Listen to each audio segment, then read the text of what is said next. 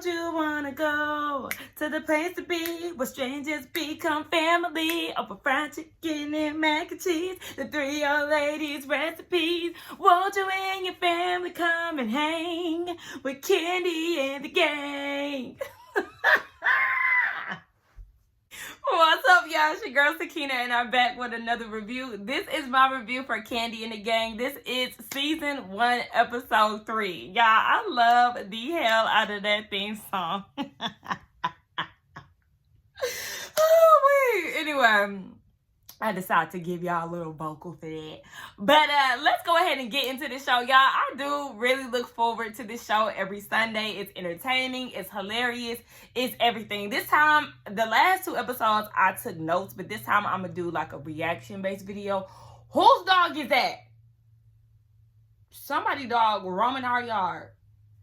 Anyway, yes, but this time I'm going to react as I watch because I got 3 shows that I need to do. Actually, my Ready to Love video is uploading right now. And then after this, I have to do Love and Marriage Huntsville. And we know they're full of drama. So only the Lord knows when that's going to come out. Hopefully today, though, because I really want to knock all my videos out today so I can be up to date and caught up and all of that good stuff. Anyway, let's go ahead and get into Kandi and the Gang. Child, so the episode opens up where it left down last week with the showdown between Torin and Phil. You know, their first impressions and all of that, they going head to head. Torin let him know, look, I don't care what you said, but I'm here from Kandi's mouth. So you take that up with her. You take it up with Don Juan, whoever you need to take that up with. I just came at you with a little bit of introduction. I told you who I was. I just wanted a little information on you.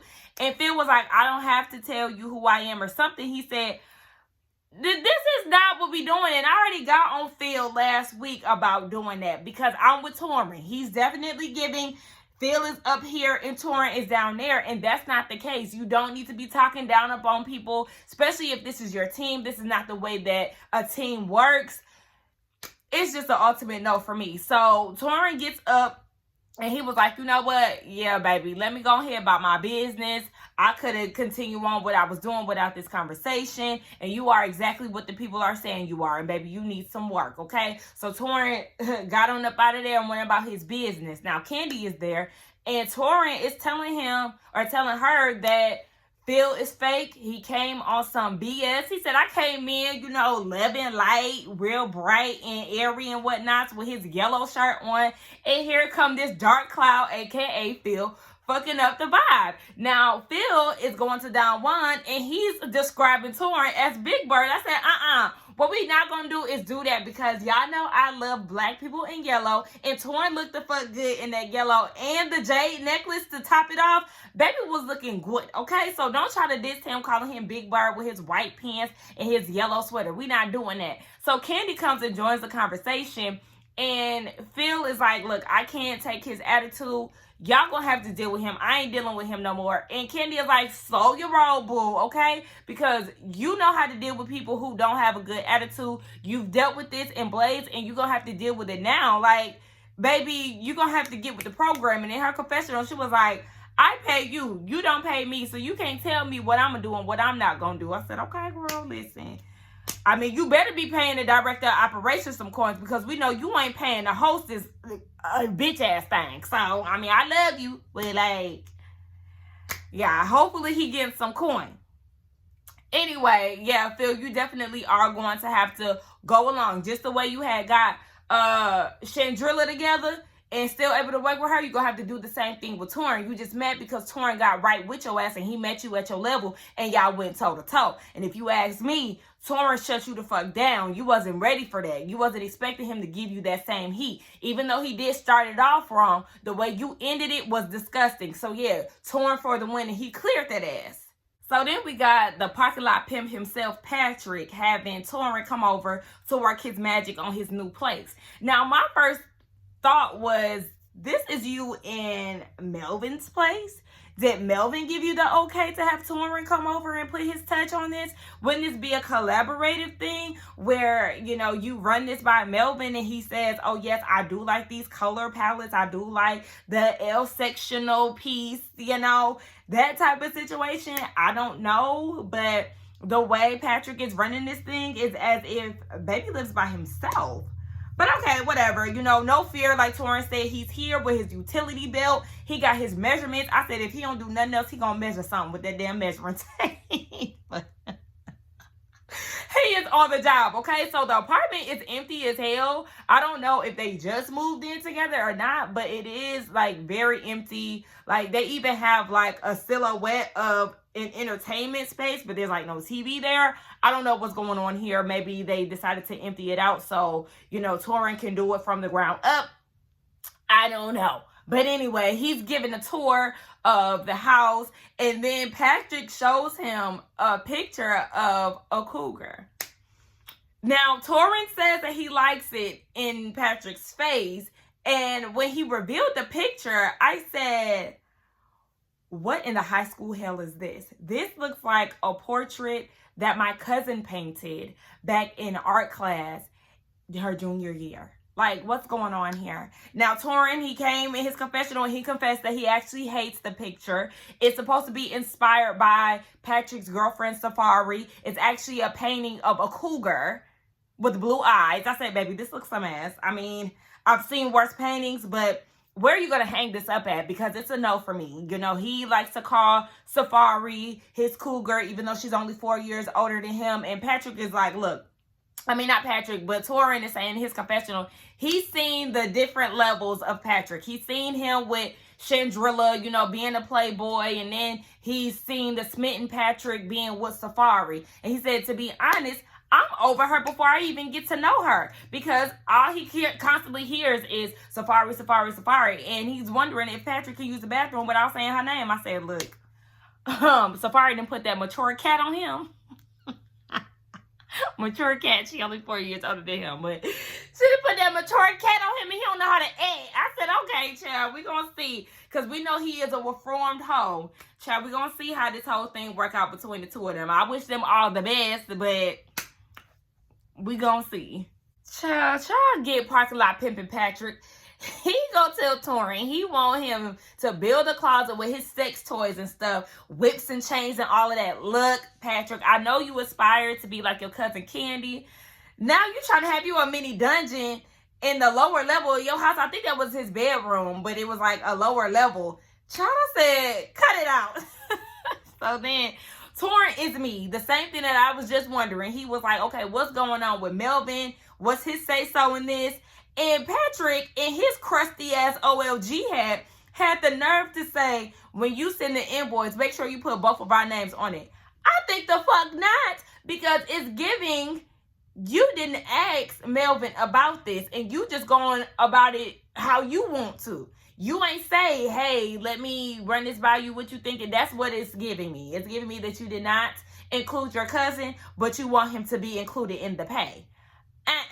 And if I was Torrin, I would run it by Melvin while we was at work to see if he actually talked to him about it. Because when that invoice hit, I don't need no surprises. I want my money on time in my hand, okay? Period. So then Patrick was like, okay, after you decorate the house, can you do an event for us for a housewarming? He's going to invite the people from the restaurant and some of his friends. I said it's going to be a mess, down to him and Melvin at odds with the invoice and just the damn housewarming in general. Brian is so funny. So we down at OLG, right? And can y'all believe it? Chandrilla is actually working. She organizing the tables, trying to make sure everybody is situated. I was like, oh, girl, not you going to work? Okay. And we see Brian, he's working. He's serving his tables and taking orders. He walking around saying that they don't have a bartender. No, I think Chandrilla is the one who said that. But Dom is nowhere to be found. Everybody is wondering, where's sis at? Chandrilla said that she gonna be late. She said that she's on her way, but knowing her, she gonna be there 2 hours late. I said, I guess you would know because you be late too. And Brian confirmed it in his confessional, saying that Dom is always late. And come to find out, Brandon is the one who got the schedule together. He's sitting there in his phone with a damn AirPod in his ear, looking like he ain't doing no type of management work. And I'm like, what's going on? And even when they was asking him, Chandrilla and Brian was asking him questions, just like Brian said, crickets. I told y'all he always giving airhead. He's the one who made the schedule. I don't know if that means that he scheduled her at a particular time or what, but Dom calls Brian and said that she just got out of dance rehearsal. She's 45 minutes late at this point. They don't even have a bartender, so who is supposed to be making the drinks? Brandon is trying to talk to a plumber. It's a clogged up sink with straws, napkins, and dipping cups in it in some murky ass water. Like, why is this there? Why does the sink look like it's used as a trash bin?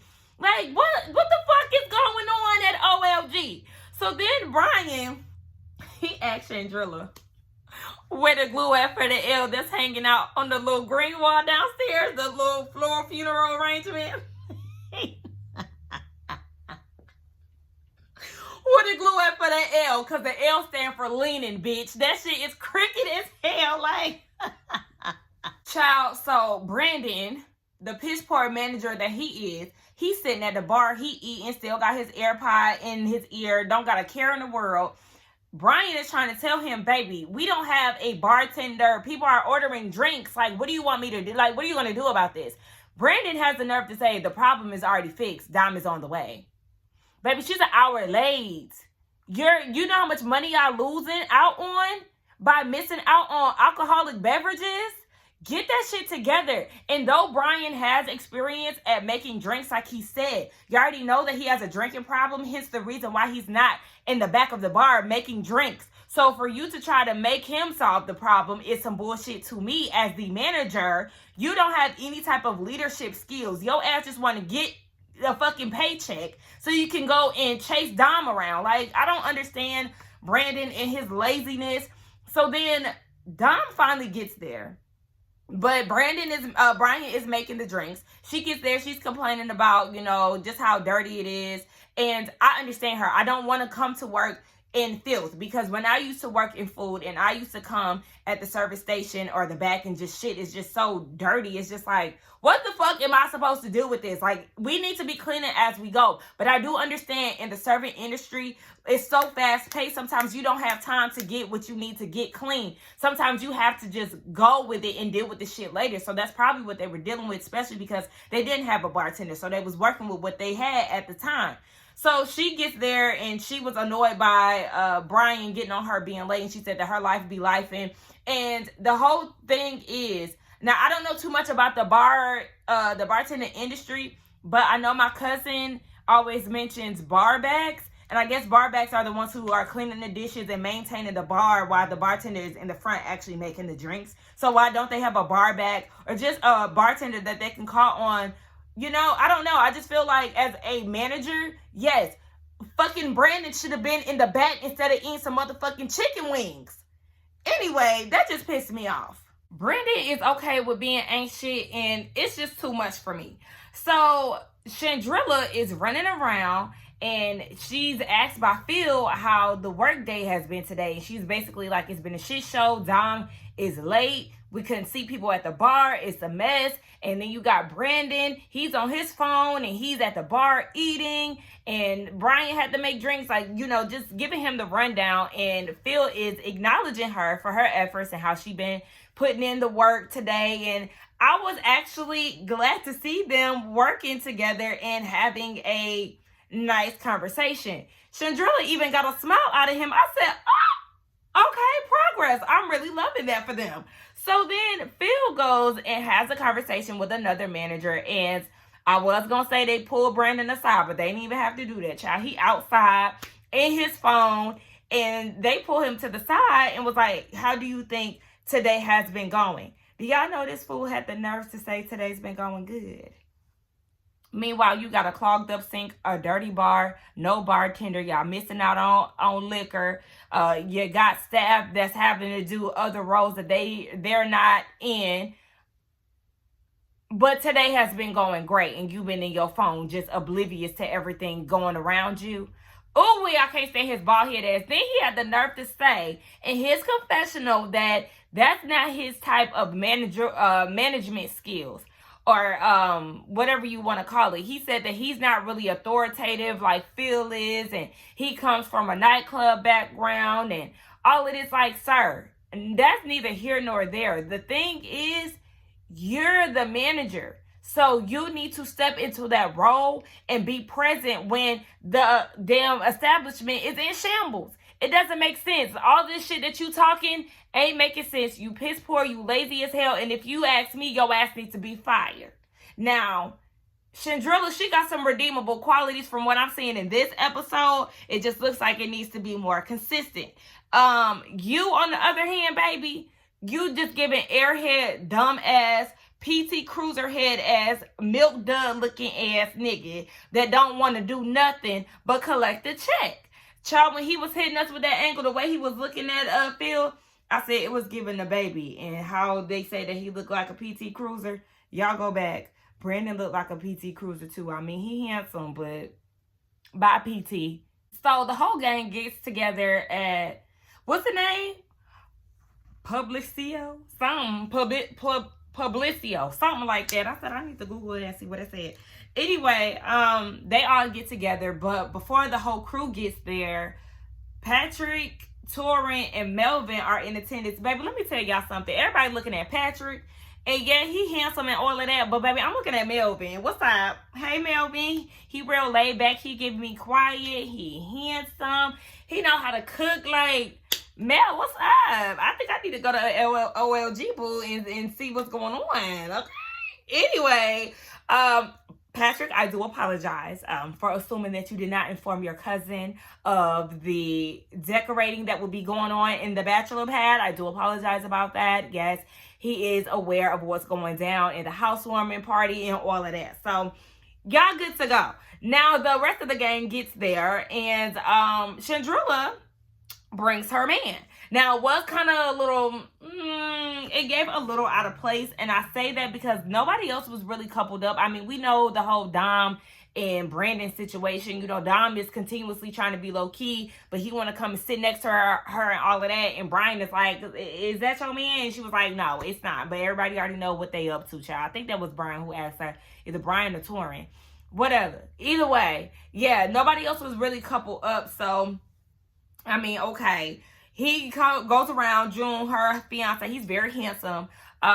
He goes and says hey to everybody, and the camera keeps panning on Patrick, and it is giving that he's a bit uncomfortable. Come to find out, a year ago, they had a back and forth, Patrick and June, because Chandrilla was outside trying to talk to him, and I don't know if, obviously it was giving some type of jealousy, and Patrick was like, you need to come back to work, and then they had an exchange of words and all of that, but Chandrilla said that June is secure, so he already knows who Patrick is, and everything is okay, even though Patrick invited the whole gang to his housewarming party. It really isn't ideal for her, so I don't know if they're actually going to go, but I'm sure for the show's sake that Chandrika is going to show up.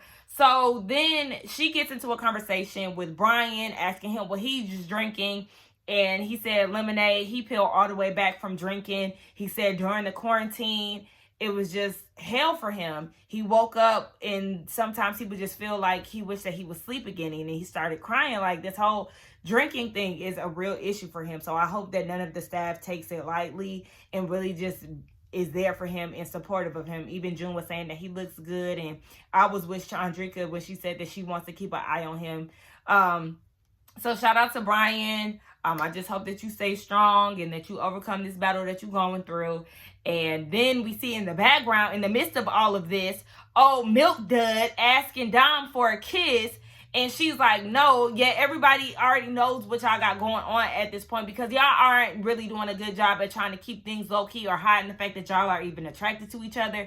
Child, I'm over it. And Dom, you my girl. I don't want him for you. He is giving lazy, and I don't like that. So we see Brian and Rashard, who we haven't really gotten much of. I don't know what's going on with him. Well, I know that he is filling in for Chandrika when she isn't there, but we haven't really seen him do any work with OLG outside of the day that he was following or shadowing Chandrika. So he's there. He's at the bar. Brian's behind the bar, and they're having a conversation. Brian is saying how it's slow at work, so then he comes around and sits at the bar. And Rashard is saying, you know, anybody that is currently employed at OLG, I guess during work hours, aren't supposed to be sitting at the bar, because it looks like Rashad was off that day or something, but he was at the bar with Brandon, and Rashad is like, we can't be sitting at the bar. And Brandon's like, Brian was like, look at Brandon, he down there, he's sitting at the bar, he always sitting at the bar. So then Brandon comes and tells Brian that he needs to get up, he doesn't need to be sitting at the bar. And he gets up, but really Brian is annoyed by this and is saying that he's ready to go home, and he doesn't feel like Brandon is leading by example. He's always at the bar. Brian is always at the bar or sitting down at the table. So what makes today any different? Now, mind you, they had this staff meeting earlier that morning, and Brandon was trying to make it seem like it was some type of important staff meeting, and child, he ain't say shit. I was with Chandrika when she was like, baby, this meeting is pointless. All he said is greet the table within a minute of them sitting down and pre-bust your tables. Baby, that's serving one-on-one. You ain't say nothing new. So then Brandon goes and tells Phil about how Brian was sitting at the bar, him and Rashad. So it seems like Rashad was actually at work, but child was going through his phone and everything too. So I don't know what the hell they be doing at work. Anyway, Brandon goes and tells Phil about what happened, and basically he just didn't like the response that Brian was giving him. To me, it didn't feel like Brian was necessarily being disrespectful. There was definitely a worse approach he could have went with that, but I guess Brandon is trying to show that he is the manager. He can put his foot down. He is authoritative and all of this.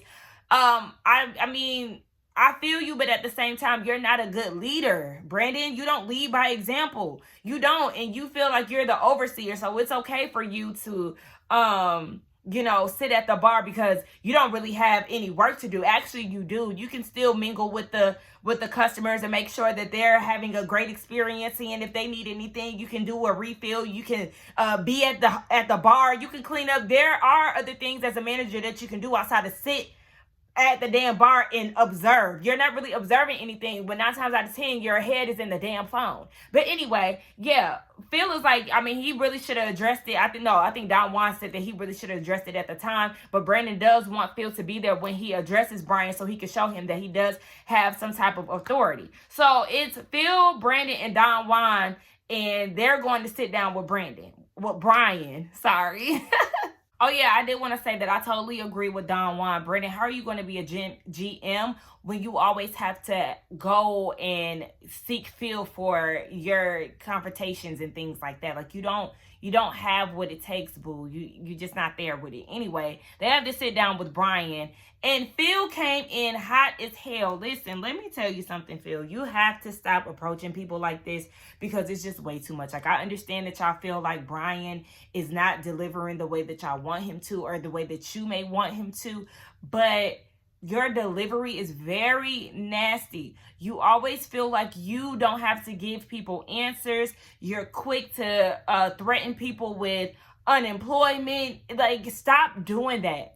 That is not the way that you conduct business as a leader. You got lazy ass Brandon who don't want to do nothing, who want to play all day, roam his phone, and not be present within the company. And then you have Phil, who is trying to run a dictatorship, who doesn't want to really try to get to know the employees and see them as humans and think of them as equals and down talk them. It's just way too much. Like, at this point, y'all's management is trash. Like, I can't understand why Phil thinks it's okay to just talk to people any kind of way. And then Don Juan is looking at Brian crazy because Phil is saying shit like, I've been in your shoes before and I've never, handled business this way. And Brian is like, baby, you ain't never been in my shoes. I wear a size 8. What do you wear? Okay? Because at this point, you about to get on my nerves. And to prevent me from going off at you, I feel like I might have to be a little petty with you because you talking to me a little too crazy. Because that's the thing. It's okay to listen to what management has to say, but I can only take but so much of that tone. Like, you're not about to be talking to me crazy. So I understand that. So then Phil puts him on he's suspended for insubordination or whatever. And Don Juan talks to him outside and was like, look, the way that you talk to Phil is not okay. But it's okay for Phil to talk to him like that. And even though Don Juan is realizing that Phil is definitely coming on a little too hard, because at this point, he didn't got in an argument with 3 different people. You can add Brian to it, because at this point, it's 4 fights that he didn't got into. And don't nobody want to referee any, issues that employees have with management. That is too much. So y'all need to have some type of team meeting with Kandi and Ty, and y'all need to let Phil know that, yes, you may have helped us with Blazing. I understand the work that you're trying to do here, but the way that you talk to employees, that is not okay, boo. Like, it's a no. And I understand they may need him more than he needs them, but that tone got to switch up. The fuck sap. So now Phil is feeling some type of way because Don Juan took Brian outside to have a talk with him. It wasn't like he was trying to undermine you. He was actually trying to tell Brian that he should not be talking to you that way and that he needs to be getting on board. That's what it was. And I'm with Don Juan. Baby, I have to hear you out, them out. Like, this is what a team is all about. Baby, if you ask me, I understand Don Juan got a whole bunch of hats that he wearing and he's Kandi's right-hand man, but baby, he need to be the manager of the team because he the only one who got sense out of all of them. So now at this point, Phil is upset. He's actually saying that he's upset. He needs some time to himself. He goes to his car. He makes his little Instagram webcam confessional situation that they got on this show. And he's saying that he is upset because this staff doesn't respect authority, blah, blah, blah. I'm tired of you because at this point, you're abusing your authority. That's what you're doing. You ain't even trying to be likable. Like, just when we got glimpses of you with Chandrilla, here you go with the bullshit again with Brian. Like, baby, I'm sick of it. And I like Phil, but at this point, he's making me go opposite of that. So we get introduced to Safari, right? The infamous Safari that we keep hearing about. We finally got to meet her. Patrick then got him a little happy way going on or whatever. Quarantine 15, whatever. We already know about it because, baby, I didn't get in a little way back in 2020 myself. Anyway, so he getting a little lipo. He getting a body sculpting situation done. That's what it is. And he was saying how she remind him of all the ladies in his life. We did learn that his mama is Weenie, Kandi's cousin, and all of that. Okay, now he tells her that Torin is going to decorate the house. And she says, no, you don't need that. You don't need him to do that. I have an eye for decor. She has flowers coming from her ceiling. And then she has the old corny ass hello saying on this little decorative hexagon with some butterflies. Like, sis, no.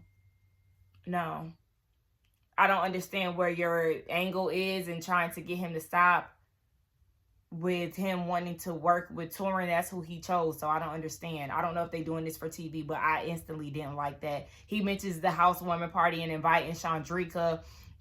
She doesn't like that. She doesn't want her to come, even though he was saying, it ain't nothing now. Like, it is what it is. I kind of just gave everybody the invitation that was there at the table, and she was like, no, just uninvite her. At this point, I don't know how I feel about Safari. Just off of her trying to cancel out Torin and stop his bag. I don't like it. This scene with Chandrilla in the OLG. Girl, why did you put your side hustle with selling designer frames on the side? Girl, you need to be put in water aerobics or swim instructor, girl, because that's what you do. You say you've been swimming for 4 years. You do that at some center or wherever she said that she does it at. Girl, that's what you should have put on your side, because I don't know. You ain't even been sporting them designer frames that you be selling, girl. Like, you supposed to be the model. What's good? You know what? Chandrilla, we might be cool after this episode. I don't know. You wasn't getting on my nerves or nothing like that this episode, girl. We might be having a relationship here. Anyway, what was I finna say? So yeah, the ladies hit the water, right? They at Mama Joy's house. They get into the water. They doing their water aerobics, and baby, Aunt Bertha was not having it. Hell, she wasn't even seeing it for Chandrika. When she got there, Chandrika was like, don't look at me like that. And she was coming in for a hug. Baby, Aunt Bertha's arm stayed right here. Girl, I don't fool with you, Chandrilla. Hell, she said that and she meant it. So she got out the pool, child. She was like, I can't do it. But she ended up doing some of the exercises on the side of the pool. So they all get out and eat. and they were talking about how the restaurant has been. Kandi didn't even know that Brian had been suspended. And to be honest, I don't know what Brian has been doing, but from what I was seeing, I don't think that it was enough for him to be suspended. But I'm gonna mind my business. I don't know what goes on behind the scenes, but we know that Phil get fire happy. Anyway, even Chandrilla was like, you know, after we had our little altercation, I just go separate ways. Like, he sees that I know what I'm doing, but we don't really do too much interactions. And that was with Mama Joyce. Whatever he said to make you go home that day, you ain't did it again. Okay, let's be real. She didn't want to admit that, but Mama Joyce was on her ass, baby. Okay, she was right about it. So Kandi was like, yeah, we need to have a staff meeting and get everything together, child, because we can't be having this. Ooh, we tried about to have me in here crying. So Brian and Torin meet up and they catch up. We know that they have history. Torin did not deny when the production was asking him, did they have a past and mess around? He was like, well, you know, he ain't denied. So they catch up. Brian was suspended and all that situation. And then Torin lets him know, like, hey, I want to let you know that I am back. I'm not going to neglect you. Like, I'm here. So apparently, you know, there had been a standstill within their friendship somewhere. And Brian is saying in his confessional that Torin was pushed away. He wasn't necessarily left behind by Torin. And that is because of his addiction. He got into drinking a lot, being behind the bar at OLG, you know, being anxious with a lot of customers, asking him questions from left and right, them not being satisfied sometimes, those type of things. So he would just drink to be numb, to get through the day. And once the pandemic hit, he just started to, he already had a drug issue prior to the pandemic. And then when you're quarantining in the house, you're drinking and you're doing whatever drugs that he was into, his life just started to spiral. He said that he was throwing up blood at some times, and things just got really ugly.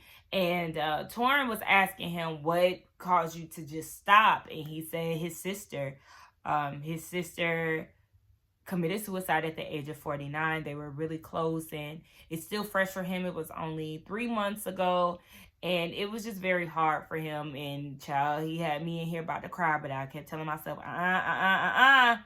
But, you know, it's just a day-by-day process for him, and he's trying to get through it. And Torin is telling him, you know, I'm here for you. I want to let you know that I love you. I don't want to wake up one day to no phone calls. I just want to let you know that you're important. I hope the pressures of this show doesn't get to him. I want the show to showcase how wonderful of a person he is. He's already a fan favorite. I told y'all episode 1 that I really liked his personality. Everybody else's reviews that I've watched, we've all been Team Brian. So I just want to send him some positivity, some encouragement. Every time I mention him, I know I say something along those lines, but really, being an addict is hard, especially working in an environment that serves alcohol, being around friends who drink alcohol, you know, things like that. And then on top of that, he had a double addiction with alcohol and drugs. So I just really pray for his strength and that he really sees this thing through. He said never say never, but he's never going back to that place. And I just pray to God that he does not.